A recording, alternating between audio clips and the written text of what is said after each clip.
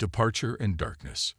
The grand assembly hall of the Galactic Concordat glimmered under the light of 7 artificial suns. 217 species from across the known galaxy sat in sweeping, curved tiers that rose like waves frozen in time. The air in the chamber felt unusually heavy, charged with tension and unspoken fears. Ambassador Marcus Chen walked to the central platform, his steps echoing across the sudden, uncomfortable silence. At 57, Chen carried himself with the quiet confidence of someone who had spent decades navigating the treacherous waters of interspecies diplomacy. His simple charcoal uniform, adorned only with Earth's planetary emblem, a blue sphere wrapped in a single silver orbital ring, stood in stark contrast to the ornate robes and bioluminescent ceremonial garments worn by the other representatives. Esteemed representatives of the Galactic Concordat, Chen began, his voice firm yet controlled. For 73 standard cycles, humanity has sat among you. We have traded resources, shared knowledge, and abided by your regulations. He paused, surveying the chamber. His gaze lingered on the Tellurian delegation, whose crystalline bodies seemed to dim slightly under his attention. They had been the most vocal opponents of human expansion rights. Even when those regulations held us back, even when you treated us like children playing with antimatter. A ripple of discomfort spread through the assembly. The Vorathi representatives clicked their mandibles in agitation, while the gaseous Morelli changed from their usual azure to a defensive crimson. Today, Earth and all human colonies formally withdraw from the Galactic Concordat. The announcement sent no shockwave through the chamber. Everyone knew this was coming. But Chen noted the subtle signs of relief from many species. The towering Ixalan nodded their tentacled crowns. The Scifi delegates blinked their compound eyes in rapid succession, a gesture of approval. Only Ambassador Talon of the Arisi showed genuine concern, his feathered face displaying the avian equivalent of a frown. The Arisi had been humanity's first real allies among the stars, recognizing something kindred in Earth's varied cultures and adaptability. You fear us, Chen stated simply. You always have. Our aggressive tendencies, our dangerous curiosity, our unpredictable nature. These were never flaws to overcome. They were strengths you refused to understand. High Chancellor Zilith rose from her gravity-defying throne. Ancient even by Concordat standards, her translucent skin revealed the complex network of neural pathways beneath, paths that had guided the Concordat for over 2 centuries. The Concordat has only ever acted for the safety and stability of all, she said, her voice carrying the harmonic undertones characteristic of her species. Humans advance too quickly. You take risks that no responsible species would consider prudent. Chen smiled, though his eyes remained cold. And that is precisely why we're leaving. We've grown tired of having our potential stifled by your caution. You will lose the protection of the Concordat, warned Delegate Moores, a massive Cronin whose metallic exoskeleton gleamed under the artificial light. The established trade routes, the technology exchange programs. What technology exchange? Chen asked sharply. You've denied us access to half your advancements, claiming we weren't ready. We've contributed more than we've received. His words hung in the air, too truthful for comfortable denial. Many representatives avoided eye contact, their various physiologies displaying universal signs of guilt. The motion has been registered, High Chancellor Zilith announced formally. Earth and human territories are no longer under Concordat protection or bound by Concordat regulations. Chen nodded once. He removed the silver pin that had marked him as an ambassador for over a decade, placing it deliberately on the central platform. He turned to leave, then paused, looking back over his shoulder. You'll miss us when the darkness comes. Outside the chamber, Captain Elisa Ray waited, her face expressionless save for the slight tension around her eyes. At 42, Ray had spent half her life in space, rising through the ranks of Earth's diplomatic security force. It's done, she asked quietly. It's done, Chen confirmed, his shoulders relaxing slightly as the weight of his office lifted. Set course for Earth. As their ship detached from the massive Concordat station, Chen watched the colossal structure grow smaller through the viewport. 73 years of cooperation, frustration, and diminishing hope ended today. "They think they're safer without us," Ray observed. Chen shook his head. "The galaxy is changing. Something's stirring in the outer void. Our deep space probes have detected anomalies that the Concordat refuses to investigate.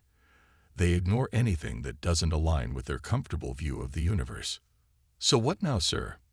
Chen turned away from the viewport, his expression resolute. "Now we prepare. Without their restrictions, without their rules, humanity will forge its own path among the stars." As their ship engaged its hyperdrive engines, news of humanity's departure spread across Concordat space. In lofty towers and deep space habitats, alien leaders raised vessels in celebration of a peaceful resolution to the human problem. Only Talon of the Arisi returned to his quarters in silence, troubled by Chen's final warning, and what might await a galaxy without humans by their side. 3 years passed since humanity's withdrawal from the Concordat. The galaxy adjusted. Trade routes reconfigured, diplomatic channels closed, and some Concordat members even purged Earth from their star charts, as if humans had never existed at all. High Chancellor Zilith sat in her private meditation chamber aboard the Concordat's central station. Reports from the peripheral systems filled her neural interface: unusual energy signatures, missing ships, silent colonies. Probably nothing, she told herself. The Concordat had existed for over 12,000 years. They had weathered every storm. Her communication array pulsed urgently, an emergency signal carrying the highest priority codes. "High Chancellor." The voice belonged to Fleet Commander Vex of Border Security. "We've made contact with something. You need to see this." The neural feed shifted, and Zilith felt a chill course through her ancient body. A massive vessel hung in the void, unlike any design in the Concordat archives. It resembled a jagged wound in space itself, all sharp angles and undulating surfaces that seemed to absorb rather than reflect light. Size calculations indicated it was at least 30 times larger than the Concordat's largest dreadnought. "They're broadcasting on all frequencies," Vex continued, his usual confidence absent. The feed changed again, and Zilith struggled to process what she was seeing. The beings stood approximately 4 meters tall, their forms seeming to shift between states of matter. They appeared vaguely humanoid, but composed of swirling darkness that occasionally solidified into more substantial form. Where faces should be, only pulsing voids existed. "We are the Void Collective," the translation came through, the voice eerily harmonic yet devoid of emotion. "Your existence is inefficient. Your resources will be repurposed. Resistance is counterproductive." "Have you attempted diplomatic protocol?" Zilith asked, though she already knew the answer. Fleet Admiral Kresh watched from his command ship as his armada was systematically dismantled. "Retreat," he ordered, his voice hollow. "Send word to all worlds. Evacuate while you can." As his ship jumped away from the massacre, Kresh thought of Marcus Chen's final words to the Concordat 3 years earlier: "You'll miss us when the darkness comes." The darkness had arrived, and humanity was nowhere to be found. Or so they thought. At the edge of what was once Concordat space, Captain Sophia Lynn of the Earth Border Force vessel Vigilant monitored the unfolding catastrophe. She watched the data streams with focused intensity, Earth having tracked the situation since the first anomalies appeared. "Record everything," she told her crew. "Command needs to see this." As the Vigilant observed from the shadows, Lynn opened a secure channel to Earth Command. "The Void Collective has broken through the Concordat's defenses at Eternity Prime. Casualties are total. Request immediate implementation of Protocol Umbra." The response came without hesitation. "Protocol Umbra authorized, Captain. It's time to show the galaxy what humanity has been preparing for." Return and revelation. High Chancellor Zilith stood in the Emergency Command Center on Nexus, the last major stronghold of the Concordat. In the 3 months since the Void Collective's first appearance, 17 major worlds had fallen. Billions of lives from dozens of species gone. Not merely dead, but utterly consumed, their very essence absorbed into the mysterious entities. The Cronin defense grid has fallen, reported Admiral Fask, his usually metallic skin now dull with exhaustion. The collective will reach Nexus in approximately 12 cycles. The gathered leaders exchanged glances of quiet desperation. Their militaries decimated, their technologies ineffective, their diplomatic efforts met with silence. They had run out of options. Ambassador Talon, now one of the few voices of reason in the chaos, spoke again. We must contact the humans. Now. Before it's too late. This time, no one objected. Even if we wanted to. Admiral Fask said, we don't know how to reach them. They'd been silent for 3 years, and our long-range communication arrays are failing one by one. A junior communications officer cleared her throat nervously. Actually, sir, there may be a way. All eyes turned to her. Before the humans left, they provided emergency contact protocols to certain individuals. My predecessor was one of them. The data was passed to me when she didn't return from Eternity Prime. Within hours, a desperate message was transmitted toward human space using frequencies and encryption algorithms provided years earlier, just in case. The response came with unexpected swiftness.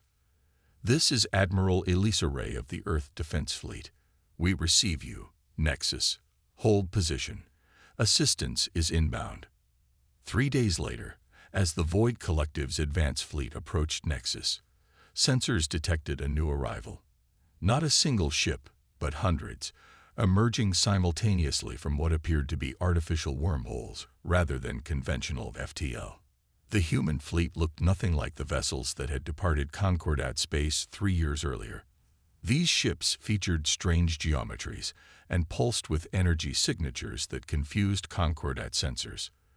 They were sleeker, darker, and bristled with weapon systems, unlike anything the Concordat had ever documented.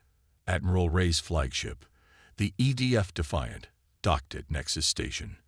When the airlock opened, the assembled Concordat representatives couldn't hide their shock.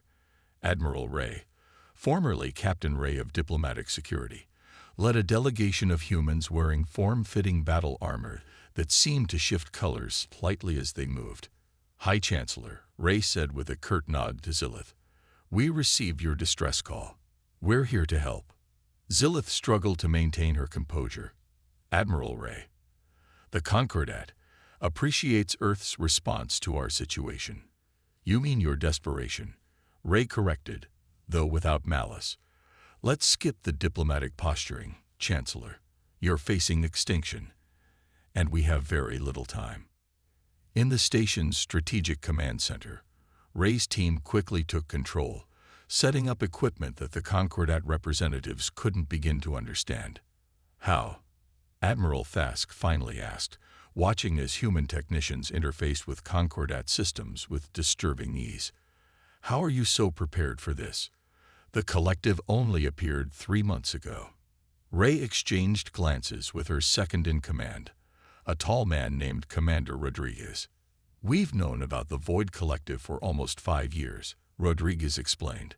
Our deep space probes detected their energy signatures when they first entered the galaxy through what we believe is an artificial passage from somewhere else. 5 years. Zilith's neural pathways pulsed with confusion. But that would mean, yes, Ray confirmed. We knew before we left the Concordat. We tried to warn you, but our reports were dismissed as alarmist and lacking sufficient evidence. Talon's feathers ruffled in agitation. Chen's warning about the darkness coming. Ambassador Chen was leading our research division, Ray said. He knew what was coming. When the Concordat refused to listen, we realized we needed to prepare on our own terms, without your restrictions. What are they? Asked Fask, his voice barely above a whisper. These void entities. Rodriguez activated a holographic display. We believe they're a composite species, part organic, part technological, part something else. They exist partially in our dimension and partially in another. That's why conventional weapons have minimal effect. And you've developed weapons that can harm them. Zilith couldn't keep the skepticism from her voice. Ray smiled grimly. Chancellor, in 3 years without Concordat restrictions, humanity has advanced more than we did in 7 decades under your guidance. We've developed technologies you deemed too dangerous to pursue, too unpredictable to control. She gestured, and another human activated a larger display showing the human fleet surrounding Nexus. Our ships are equipped with phase-shift weaponry that can target their presence in both dimensions simultaneously. Our armor incorporates consciousness shielding to prevent the mental absorption they've been using against your people. And we've developed predictive algorithms that can anticipate their tactical movements. Before the Concordat representatives could fully process this information, alarms blared throughout the station. "They're here," Fask announced unnecessarily as the massive shadow of the Void Collective's primary vessel darkened the viewports. "Perfect timing," Ray said with an unsettling calmness. "Now you get to see what humans can really do when we're not held back." The battle for Nexus began as the previous Concordat encounters had, with the Void Collective broadcasting its emotionless ultimatum. But this time, the response was different. "This is Admiral Elisa Ray of Earth," she transmitted openly. "We reject your terms and counter with our own. Leave this galaxy now or face extinction." The Collective's response was immediate, a barrage of void energy directed at the human fleet. But instead of disintegrating like Concordat vessels had, the human ships activated strange field generators that seemed to bend the very fabric of space around them. The void energy dispersed harmlessly. "All ships, execute Protocol Umbra," Ray ordered. What followed left the watching Concordat representatives speechless. The human fleet moved with impossible coordination, their formations shifting constantly, never presenting a predictable pattern. Their weapons, generating energies and spectrums the Concordat had never weaponized, tore into the Collective vessels with devastating efficiency. "They're adapting," Rodriguez warned as the Collective ships began to shift their configurations. "They always do," Ray replied. "Implement Phase 2. Smaller craft launched from the larger human vessels, fighters piloted by actual humans rather than AI systems the Concordat would have used. These fighters moved with an unpredictability that no algorithm could match, each pilot making split-second decisions based on intuition as much as training. "This is why we need humans in the loop," Ray explained to the astonished Concordat leaders. "The Collective can predict patterns, adapt to algorithms. But human unpredictability, our creative impulses, our intuitive leaps, these they cannot anticipate." For 6 grueling hours, the battle raged. The human fleet took losses, painful ones, but they inflicted far greater damage on the Collective.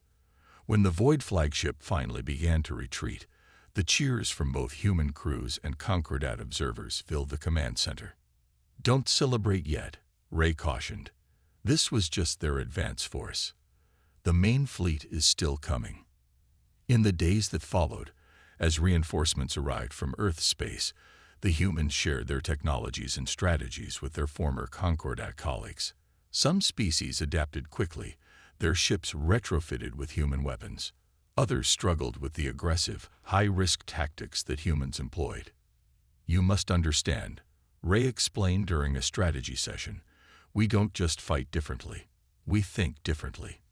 For 3 years, we've been preparing for this enemy, studying them, developing countermeasures.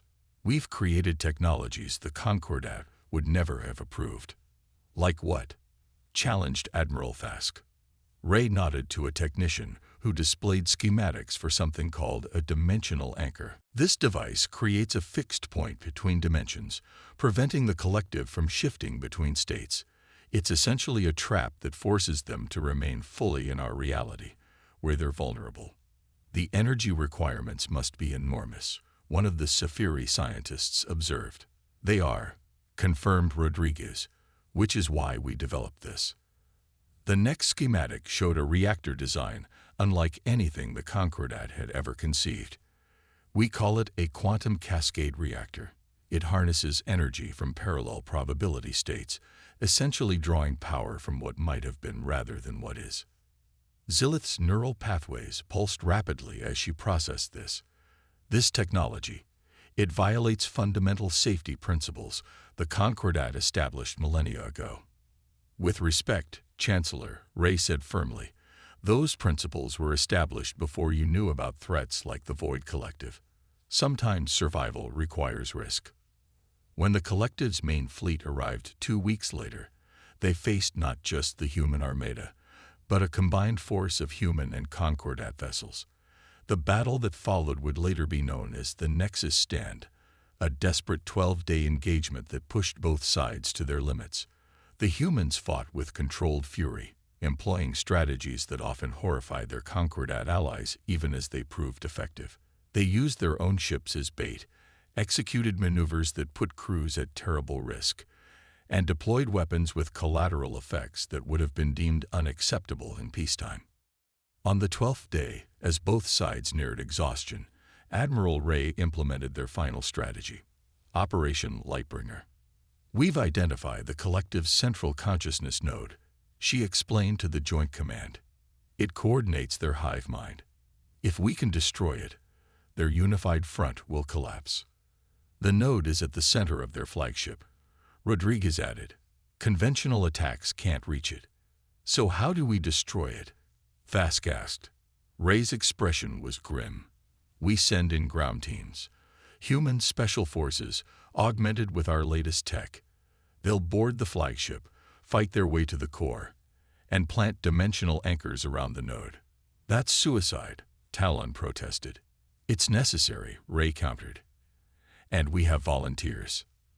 The boarding action that followed would become legendary.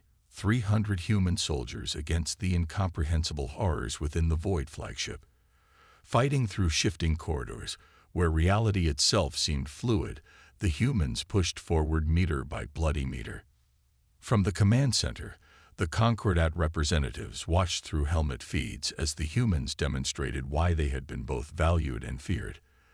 They fought with a determination that bordered on madness, adapting tactics on the fly, making intuitive leaps that no training manual could have prepared them for. When the dimensional anchors were finally activated, the effect was immediate and catastrophic for the Collective. Their flagship, trapped fully in normal space, began to destabilize. As their central consciousness fragmented, the rest of their fleet fell into disarray. The tide turned decisively. Without their unified intelligence, the Collective vessels became vulnerable to conventional attacks. Within hours, the battle had transformed from desperate defense to methodical cleanup. In the aftermath, as the combined fleets secured the Nexus system, humanity's role in the galaxy was irrevocably changed. The surviving Concordat representatives, gathered in what remained of their grand chamber, no longer in ornate robes, but in practical uniforms stained with the evidence of their struggle. High Chancellor Zilith addressed the assembly, her once luminous form now dimmed by exhaustion. 3 years ago, we watched humanity leave this chamber, convinced we were better off without them. Today we must acknowledge a difficult truth. Without humans, the galaxy as we know it would have ended. Ambassador Talon, one of the few who had advocated maintaining ties with Earth, stepped forward. The question before us now is not whether to invite humanity back to the Concordat, but whether they would even want to return. Admiral Ray, invited to address the chamber, stood at the same podium where Ambassador Chen had announced humanity's departure. The Concordat, as it was structured, could never have accommodated humanity's potential, she said frankly. Your fear of our unpredictability, your restrictions on our development, these would have left all of us vulnerable to threats like the Collective. She paused, looking around at the representatives of hundreds of worlds, many of whom had previously viewed humans with suspicion or outright hostility. But perhaps something new can emerge from this crisis. Not a Concordat that restricts in the name of safety, but an alliance that values diversity of approach. Humanity doesn't wish to rule or dominate, but neither will we be held back again. Over the following months, as the galaxy began the long process of recovery, a new interstellar order took shape. The Galactic Alliance, founded on principles of mutual defense and technological cooperation, replaced the ancient Concordat. At its core was a simple recognition. Different species brought different strengths, and diversity of approach was not a weakness, but a crucial advantage in an unpredictable universe. Humans, once feared for their aggression and unpredictability, found themselves respected for these very qualities. Other species began to recognize that caution and innovation, tradition and exploration, were not opposing forces but complementary approaches. On the one-year anniversary of the Nexus stand, representatives of 342 species gathered in a new chamber built from the salvaged remains of both human and Concordat vessels. High Chancellor Zillith and Admiral Ray together unveiled a memorial bearing a simple inscription: "In remembrance of all who fell defending the galaxy, and in recognition of the truth that saved us, different paths lead to the same stars." As the ceremony concluded, Ambassador Talon approached Admiral Ray privately. "I've always wondered," he said quietly, "if you knew what was coming, why did you answer our call?